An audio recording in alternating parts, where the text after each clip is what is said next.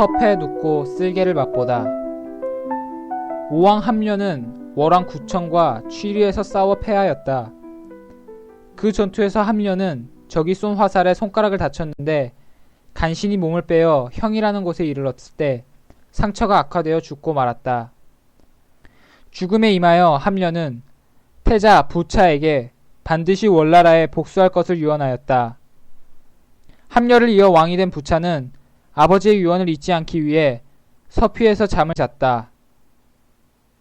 또 사람을 시켜 자기가 출입할 때마다 뜰에 서서 부차여 아비를 죽인 월왕을 잊었느냐 하고 외치게 하고 그때마다 잊지 않았나이다 하고 대답하였다. 그렇게 벼르고 별러 준비하고 있는데 낌새를 눈치챈 구천이 먼저 공격해왔다. 두 군대는 부초산에서 결전을 벌였는데 결과는 부차의 승리였다. 구천은 패군을 이끌고 회계산을 숨었고 월군은 산을 포위하였다. 사세가 급해진 구천은 항복하기로 하고 오나라 태제 백비에게 뇌물을 주어 사천 공작을 한 다음 항복할 의사를 전하였다. 오나라에서는 선왕의 원수인 구천을 죽여야 한다는 논의가 빗발쳤지만 백비만은 구천을 용서해 줄 것을 주장하였다. 부차는 백비의 의견에 따라 구천의 황복을 받아들였는데 구천으로서는 비록 목숨은 건졌다고 하나 항복 조건은 매우 비참하였다. 월왕 구천은 한 나라의 왕으로서 오왕 부차의 종이 되어야 했다. 자신뿐만 아니라 왕비인 아내까지 종이 되어야 하는 조건이었지만 구천은 반드시 복수하리라는 일념으로 항복 조건을 수락하였다. 적국으로 가기에 앞서 구천은 신하들과 울며 작별하였고 신하들은 저마다 왕이 돌아올 때까지 나라를 잘 지키고 군대를 양성하며 백성들을 진무하겠다고 맹세하였다. 구천이 물었다. 이번 길에 누가 나와 동행하여 수종하겠느냐? 또 누가 나라를 능히 잘 지켜 나를 기다리겠느냐? 문종이 앞에 나서며 말하였다. 백성을 다스리며 나라를 지키는 데는 법려가 10만하옵고 대왕을 수종하며 이를 주선하여 임기응변하는 데는 신이 법려만 못하옵니다. 법려도 말하였다. 문종의 말이 옳습니다. 주군께서는 문종에게 나라를 맡기고 떠나십시오. 저는 욕을 참으면서 주군을 보좌하겠습니다. 마침내 월왕 구천은 아내와 함께 법려 한 사람만을 대동하고 적국으로 향했다. 강가에서 배웅하던 군신들 중 눈물을 흘리지 않은 자가 없었지만 결심에 사무친 구천은 끝까지 뒤를 돌아보지 않았다. 구천은 오왕 부차 앞에 이르자 엎드려 절을 하고 아뢰었다. 동해의 작은 신하 구천이 절하옵니다. 제가 이미 죽을 죄를 지었으나 대왕 옆에서 쓰레질이라도 하면서 목숨을 보존하기를 청하옵니다. 부차가 말하였다. 성군의 일을 생각할 때 그대는 살기를 바랄 수 없다. 구천이 다시 머리를 조아리며 목숨을 구걸하였다. 신은 만번 죽어 마땅하옵니다. 대왕께서는 불쌍히 여겨주십시오. 오왕의 대신들 간에는 구천을 죽이자커니 살리자커니 하는 논의가 일어났다.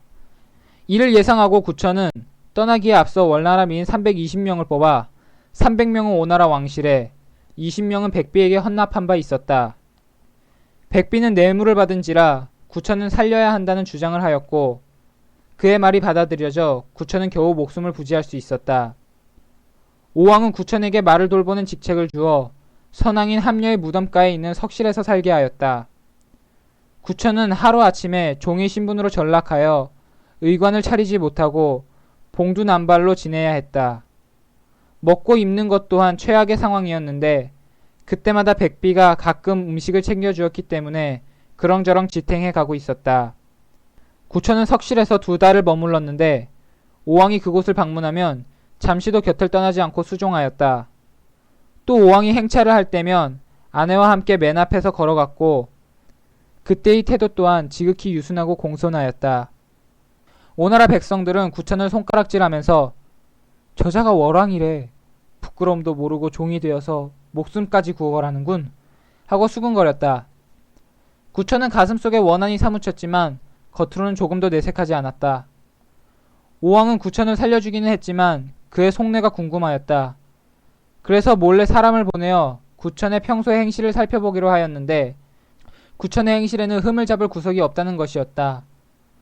정탐꾼의 말로는 구천은 누가 볼 때나 보지 않을 때나 묵묵히 노역에만 충실할 뿐 결코 오왕을 원망하는 말은 하지 않았다는 것이다. 마침내 오왕은 구천에 대해 믿고 안심하게 되었다. 그러던 어느 날 오왕 부차가 높은 누각에 올라가 멀리 아래를 바라보더니 말똥더미 옆에 있는 구천 부부가 보였다. 마침 쉬는 중이었는지 구천 부부는 단정히 앉아있고 그 옆에 범녀가 말채찍을 들고 수종하고 섰는데 비록 노비가 되었다고는 하나 부부간의 그리고 군신간의 예절이 분명하였다. 오왕이 옆에 있는 대신 백비에게 말하였다. 저 월왕 부부와 범녀는 궁지에 빠졌는데도 예를 잃지 않으니 군자라 할 만하오. 공경하는 마음이 일어나는구려. 기회를 잡은 백비가 아뢰었다. 대왕께서는 거룩한 마음으로 외롭고 궁한 구천에게 은혜를 베푸시는 것이 좋겠습니다. 구천을 놓아 월나라 사람들이 감격하면 대왕을 더욱 사모하지 않겠습니까? 마침내 오왕이 말하였다. 길을 택하여 그를 보내도록 하시오. 그러나 그 결정이 오나라의 대신 오자서에게 알려지자 오자서가 구천 송환에 극려 반대하였다. 그 때문에 오왕은 마음이 변하여 풀어주려고 불렀던 구천을 다시 석실로 돌아가 대기하라고 일렀다. 그런 일이 있은 뒤 곧바로 오왕이 병에 걸려 자리에 누웠기 때문에 구천의 귀국은 무기한 연기되고 말았다. 그로부터 석 달이 지났을 때 범녀가 구천에게 말하였다. 제가 점을 쳐보니 오왕은 아무아무 날에 완쾌하겠습니다. 주군께서는 오왕을 문병하고 그 대변을 맛보십시오. 그런 다음 오왕의 안색을 관찰하면서 아무날 완쾌하신다고 말하면 오왕은 감동하고 주군을 풀어줄 것입니다. 구천이 탄식하였다. 내가 비록 어질지 못하지만 한나라를 다스리던 왕이었는데 어찌 남의 대변을 맛보겠는가. 범녀가 구천을 달랬다. 옛날 주왕이 서백을 가두고 그의 아들 백읍고를 삶아 먹이자 서백은 아들의 고기를 먹었습니다. 크게 성공하는 사람은 작은 부끄러움을 사양치 않는 법입니다. 오왕은 아녀자의 어짐이 있을 뿐 장부의 결심이 없어서 용서했다가 곧 마음이 달라지곤 하니 이런 극단적인 방법을 쓸 수밖에 없습니다. 구천은 범녀의 계책에 따르기로 하고 그날 입궐하였다. 구천이 오나라의 침실로 들어가자 오왕이 고맙게 생각하여 물었다. 그대가 내 병이 근심하여 와주었구나. 월왕 구천이 엎드려 아뢰었다. 대왕의 용체 미령하심 듣고 어찌 근심하지 않을 수 있겠습니까? 그때 마침 오왕이 설사를 했다. 구천은 곧 신이 동해에 있을 때 의사로부터 설변을 보고 병의 차도를 알 수 있다고 들었사온 바 한번 맛을 볼까 합니다. 하고는 곧 내려가 병기에서 변을 찍어 맛을 보았다. 그러자 좌우가 모두 얼굴을 찌푸렸지만 구천은 내색 없이 태연하게 오왕 앞에 꿇어앉아 말하였다. 대왕께 경하드립니다. 대왕의 병화는 임신일에 완쾌될 것입니다. 오왕이 반가워 얼른 물었다. 어떻게 하는가? 신이 들은 바에 따라 맛을 본즉 대왕의 대변은 쓰고도 쉬었습니다. 이는 봄과 여름에 발생하는 것에 응하는 것인가 이로써 알았나이다. 오왕은 크게 기뻐하는 한편 감탄에 마지 않았다. 참으로 갸륵하지 않은가? 누가 대변을 보고 나의 병세를 말한단 말이냐? 오왕은 백비를 돌아보며 물었다. 경은 능히 대변을 맛볼 수 있겠소? 맛볼 수 없습니다. 경뿐 아니라 태자라도 이는 불가할 것이요. 오왕 부차는 곧 월왕 구천 부부를 석실에서 편한 처소로 옮겨주었을 뿐 아니라 임신일에 쾌차하면 귀국시켜 주겠다고 약속까지 하였다. 구천은 제배하고 물러나온 다음 여전히 말치는 일을 열심히 임하였다. 오왕의 병은 과연 구천이 예언한 날 완쾌되었다. 오왕은 매우 기뻐서 구천을 맞아들여 좋은 옷을 입히고 자기 신하들에게도 공대하게 하였다. 구천은 오왕에게 찬사를 올리면서 연거푸 술을 올리며 축수하였다. 일이 이에 이르자 상국 오자서는 구천의 본심을 간파하고 오왕에게 구천을 살려보내지 말 것을 다시 한번 극력 주장하였다. 그러나 백비가 구천 편을 들어 마침내 구천의 귀국이 결정되었다. 떠날 때 오왕이 구천에게 말하였다. 내가 그대를 사하여 귀국시키니 그대는 이 은혜를 잊지 말라. 구천이 절하고 말하였다. 대왕께서 하늘 같은 자비로움으로 저를 불쌍히 여겨 귀국해 하시니 저는 전심전력 보은할 뿐이옵니다. 오왕은 잠옷 자부심을 느끼며 구천을 바라보고 말하였다. 군자는 한마디로 일을 결정하는 법. 그대는 갈지어다. 그리하여 구천은 마침내 원수의 손에서 풀려나게 되었다.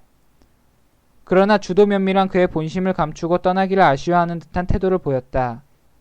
구천이 계속 눈물을 흘리며 머뭇거리자 오왕은 친히 구천을 수레에 오르게 하여 떠나보냈다.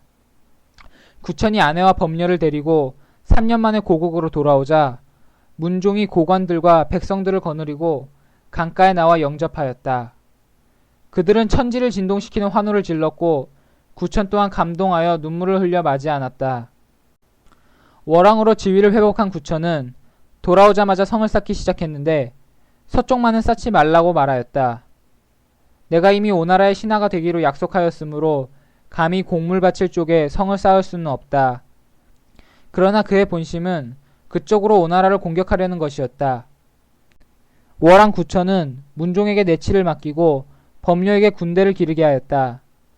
그는 기거하는 곳에 쓸개를 달아놓고 식사를 할 때마다 반드시 그 맛을 보며 오왕에게 당한 치욕을 되새겼다. 월왕의 부인도 왕의 뜻을 이루게 하기 위해 스스로 배를 짜는 등 백성들과 고초를 함께하였다. 월왕은 7년 동안 세금을 거두지 않았고 육식을 먹지 않았으며 비단옷을 입지 않았다. 그러면서 오나라에는 문안 인사를 한 번도 거르지 않았으므로 오왕은 월왕을 신임하여 땅까지 떼어주었다.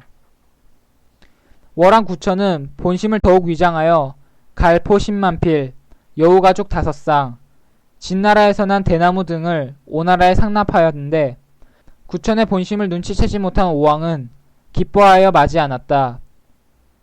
또 구천은 문종의 계책에 따라 둘레 20아름 길이가 50길이나 되는 거대한 나무를 벌채하여 오나라에 보내면서 말하였다.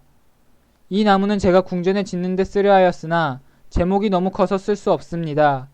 마땅히 오나라 같은 대국에서 써야 할 것입니다. 마침 오나라에는 거대한 궁궐을 신축하고 있었으므로 그것을 이용하여 오나라의 국력을 낭비케 하려는 속셈이었다. 그때에도 오자서가 월왕의 본심을 꿰뚫고 그것을 받지 말 것을 권하였지만 오왕은 듣지 않았다. 구천은 또한 미녀들을 헌납하여 오나라의 정사를 문란케 하기로 하고 전국에서 미녀를 뽑았다. 서시와 정단이 뽑혔다. 서시는 중국 역사를 통틀어도 드물게 보는 미인이었다. 그녀는 눈썹을 찡그릴 때 특히나 매력적이어서 어떤 추녀가 그것을 흉내내어 사람이 웃었다는 일화로서 더욱 유명한 여인이다. 월왕은 두 미인을 별궁에 두고 미인을 구경하는 사람에게 돈 1문씩을 받았다. 그러자 백성들이 구름같이 모여들어 동괴짝이 금방 가득 찼다. 마치 선녀가 하강한 듯한 아름다운 여인들이었던 것이다. 월왕은 그녀들에게 3년 동안 춤과 노래를 가르쳤다. 또 어여쁜 여인 6명을 뽑아 이들의 시중을 들게 하였는데 이들은 항상 화려하게 꾸미고 가꾸어 이들이 외출할 때면 길거리에 향기가 진동하였다. 월왕은 오왕에게 그 미녀들을 바쳤다. 오왕이 보니 너무나 아름다움으로 심신이 황홀해졌다. 이때 오자서가 월왕의 본심을 통찰하고 또다시 오왕에게 간하였으나 받아들여지지 않았다.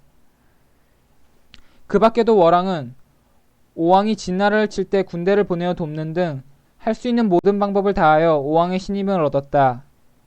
마침내 오왕은 여색에 빠져 나라 일을 등한히 하게 되었는데 선왕 합류를 도와 폐업을 이룬 공신 오자서는 자주 오왕에게 간하였다.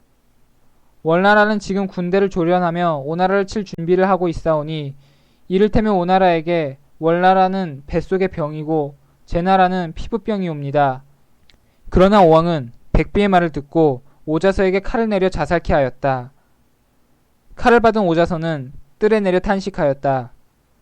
오왕이여, 선왕은 그자를 태자로 세우지 않으려 했는데 내 힘써 그대를 권하여 그대가 왕이 되었다.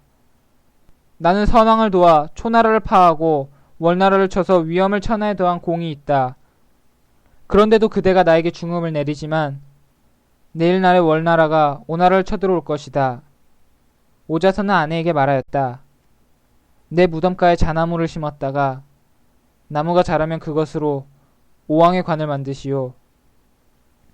그리고 내 몸에서 눈을 뽑아 동문에 매다시오. 월나라 군대가 오나라에 들어오는 것을 똑똑히 볼 수 있도록. 오자서는 칼을 뽑아 자살하였다. 오왕은 오자서가 죽으면서 한 말을 전해 듣고서는 자서야, 이미 죽은 몸으로 네가 무엇을 보고 알겠느냐 하고 비웃었다. 죽은 오자서는 치이에 담겨 물에 띄어졌다. 당시 오나라의 국력은 제후국 중 가장 강했다. 오왕 부차는 그 힘을 내세워 기 황지에서 제후를 모아 회맹하여 패자가 되었다. 그러나 그때야말로 오나라의 최용성 시점이자 내리막이 시작이었다. 월왕 구천은 오왕이 나라를 비운 때를 노려 공격을 개시하였고 오나라는 대패하였다. 그로부터 4년 뒤 구천은 다시 오나라를 침공하였다. 다시 2년 뒤에 월나라는 다시 오나라를 침공하여 오왕 부차를 고소성에 몰아넣고 포위하였다. 이제 사세는 역전되어 구천에게 사로잡힌 오왕 부차가 목숨을 빌게 되었다. 속국으로 허락해 주시면 대대로 월나라를 섬기고자 하옵니다. 월왕은 옛 정을 생각하여 오왕을 살려주고자 하였으나 법료와 문종이 반대하였다. 결국 월왕은 오왕을 자살케 함으로써 골수에 사무친 원수를 풀었다. 부차가 죽은 뒤 구천이 오나라에 들어오자 오나라 백관이 할애하였다. 백비는 전일 자기가 월왕을 도와준 적이 있기 때문에 그 공을 믿고 안심하고 있었으나 구천은 그를 처단하였다. 얼마 뒤 구천은 오나라를 무찌른 기세를 몰아 제, 진, 송, 노 등의 제후를 집합하여 주에 조공케 함으로써 천하의 맹주가 되었다. 한편 구천을 도와 큰 공을 세운 법려와 문종은 각각 다른 길을 갔다. 구천의 성취가 극에 이르렀을 때 법려는 문종에게 편지 한 통을 남겨 호련히 자취를 감추었다. 편지에는 이렇게 쓰여 있었다. 토끼가 죽으면 사냥개가 삼키고 적국이 무너지면 모신이 망하는 법이오. 나는 주공과 어려움을 같이 할 수 있으나 즐거움을 같이 할 수 없다는 것을 아오. 내가 지금 떠나지 않으면 화를 입을 것이오. 법려가 떠나자 구천은 그의 공적을 기려 그의 처자에게 후한상을 내리는 한편 법려의 모습을 만들어 책상 위에 두고 자주 바라보았다. 그런데 법려는 매우 뛰어난 사람이어서 월나라를 떠나 제나라에 가서 이름을 바꿔 행세하여 상경의 벼슬에 올랐다. 그러나 오래되지 않아 그는 또다시 벼슬을 버리고 은퇴하였다. 그 뒤에는 치이자피라고 이름을 바꾸어 축산업을 하여 큰 부자가 되었다. 어느 때 진성자가 치이차피에게 물었다. 어떻게 하는 것이 도에 가깝겠소? 치이차피가 대답하였다. 임금이 죽어도 나는 죽지 않고 임금이 망해도 나는 망하지 않는 것이겠지요. 그대야말로 그렇게 처신한 사람이라고 할 수 있겠소. 어떻게 그럴 수 있었습니까? 치이자피가 대답하였다. 죽음이 오기 전에 그 자리를 떠나고 망함이 오기 전에 그 자리를 떠난다면 어찌 사와 망이 있겠소이까. 그러나 문종은 법려와 달랐다. 그는 구천을 떠나지 않고 있다가 그의 재능을 두려워한 구천에게 죽임을 당하였다. 끈질김은 좋은 것이다. 그러나 끈질김의 과정에서 마음이 왜곡되는 것은 좋지 않다. 성공자는 기나긴 와신 상담 끝에 공을 이룬다. 그러나 공을 이룬 다음 대개 얼마 지나지 않아 멸망하게 되는데 그것은 와신 상담이 그의 마음을 삐뚤어지게 만들어 버렸기 때문이다. 그래서 삶은 어렵다. 끈질기면 좋으나 지나쳐 마음이 왜곡되면 나쁘게 된다. 그러면서 끈질긴 인내력은 꼭 필요하다. 따라서 우리가 배워야 할 것은 월의 구천이 아니라 법려이다. 법려는 끈질긴 데다가 끈질길 줄 알고 때가 찬 다음 물러날 줄 아는 사람이다. 문종을 보면 우리는 많은 것을 생각하게 된다. 이인자는 죽은에게 이용당한 다음 버려질 수 있다. 법려와 문종은 모두 이인자였다. 법려는 이를 이룬 다음 떠남으로써 구천으로부터 그리움과 흠모를 얻었지만 문종은 남아있다가 버려져 죽음을 당하였다. 일을 이룰 때 기준과 일을 이룬 다음의 기준은 다르다. 시기가 달라지면 기준도 달라진다. 창업기의 중요인물이 수성기에도 중요인물이 되라는 법은 없다. 처칠은 영국을 전승국이 되게 하였지만 국민은 그 다음 선거에서 그를 밀어내었다. 때를 알아야 한다. 자기가 선 자리를 정확하게 읽어야 한다. 범련은 그런 사람이었다. 그런 사람이었던 범련은 정치에서 물러나자 경제 분야에서 대성하였다. 그런 사람은 언제 어디서나 성공하게 마련인 것이다.